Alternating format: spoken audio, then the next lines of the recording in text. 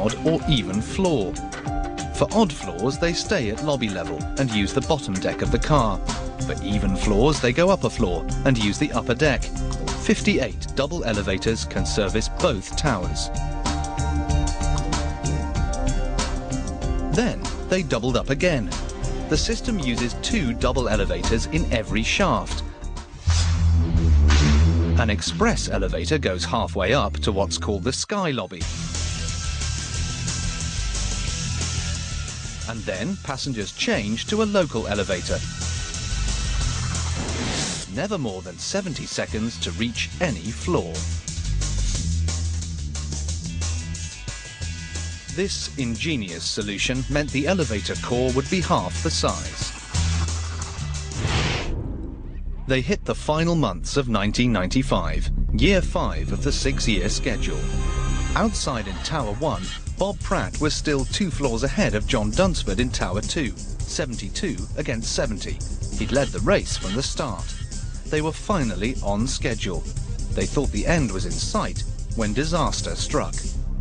With a mega build on this scale, progress had to be monitored in depth. Bob Pratt was about to get some bad news. The most stressful period for me on the project and for the team, at a time when the structure reached about the 72nd floor, our surveying manager came to us one day and said, "I think we've got a little bit of a problem." Precisely 25 millimeters of problem. The worst had happened. Tower 1 wasn't straight. It was about the width of a thumb off vertical. Even worse, news leaked out, and this was a very public project. It wasn't enough to jeopardize the building's structural integrity, but the Petronas Towers were a prestige venture, and it was an embarrassment, something they could really do without. If Bob Pratt's team carried on the way it was going, the situation would get worse and worse. He was at his wit's end. Even the weather seemed to be conspiring against him.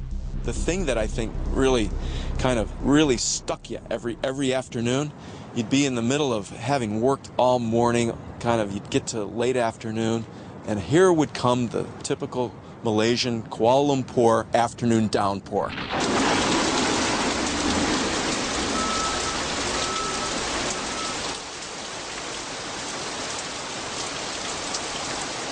People would run for cover, the workers would desert the area, and you'd say, how are we ever going to figure this out? How's it going to happen? The Tower 1 team had to resist the urge to panic. Carefully, they started to correct the problem, building the tower back towards vertical. The next 16 floors would slant 2 barely visible millimeters back into line. Plans had to be recalculated. It was a setback Bob Pratt could ill afford. John Dunsford in Tower 2 was right on his heels. The race was really hotting up as they moved into the final straight. Can Tower 2 catch Tower 1? And it was almost every 2 days. I mean, the binoculars were there. The 2 towers now stood at over 80 floors. But the safety of high-rise buildings was about to become the next nightmare for both teams. The Petronas Towers are now the tallest buildings in Asia, even unfinished, a towering symbol of Malaysia's national pride. A horrific incident 15,000 kilometers away made their very height a source of vulnerability.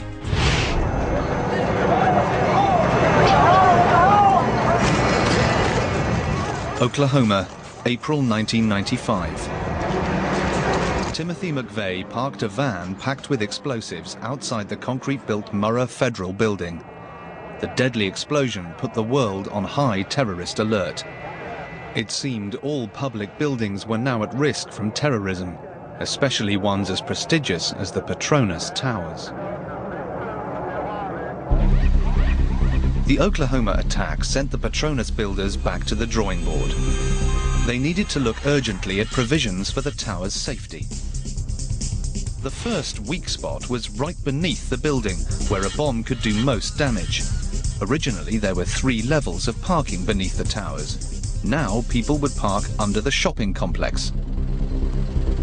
some security and life support systems were moved out of the building to a concealed location elsewhere in Kuala Lumpur. But there was worse news to come.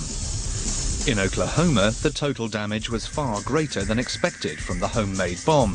What contributed to the devastation was the failure of one of the supporting columns of the building next to the bomb, which brought down the whole facade. Petronas relied on similar concrete columns. The team needed to know if their massive towers were just as vulnerable. It was a serious concern. 80 floors up, it was way too late to redesign the towers. Emergency calculations brought a surprising result. They showed that not only would the Petronas towers have withstood the kind of blast that brought down Oklahoma, the towers could afford to lose 3 of the 16 major columns in each. The painstaking design process and commitment to quality had resulted in an awesomely stable structure. They were satisfied the building itself could survive an attack, but the people inside were another issue. Fire is the nightmare that haunts all designers of tall buildings. They had to have a way of getting people out, and fast. If they got it wrong, it could be a disaster. 2003, downtown Chicago. The workers at Cook County office building knew not to use the elevators during a fire. It didn't help them. The escape staircase itself filled with smoke. With no alternative exit route, 6 people didn't make it out alive.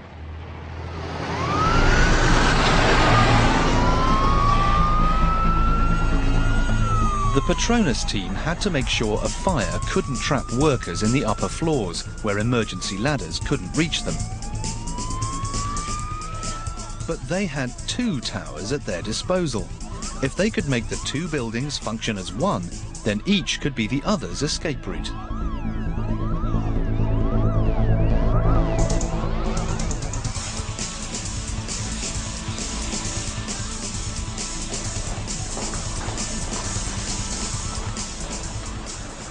But right now, there was a 60-meter gap between the 2 towers and safety.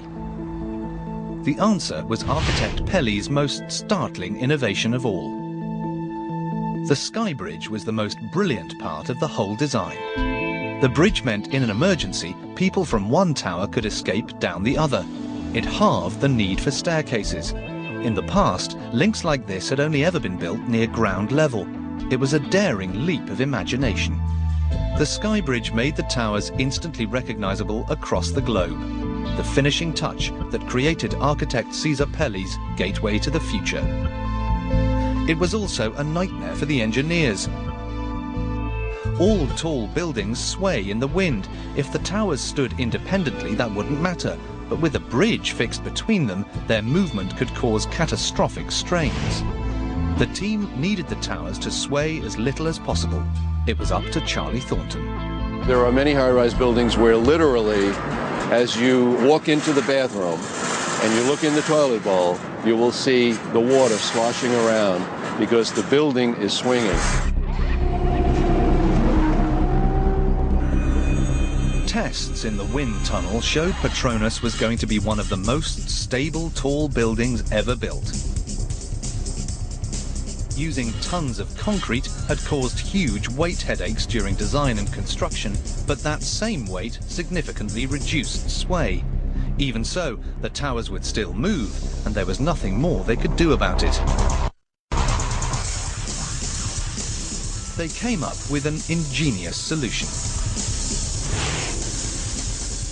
Enormous bearings would allow the bridge to move freely, but they would also keep it exactly between the towers. John Dunsford, leading the Tower 2 team, got the bridge gig. It was up to him to lift the colossal structure into place. Bob Pratt in Tower 1 was pleased to be a spectator. Let's talk about 400 tons.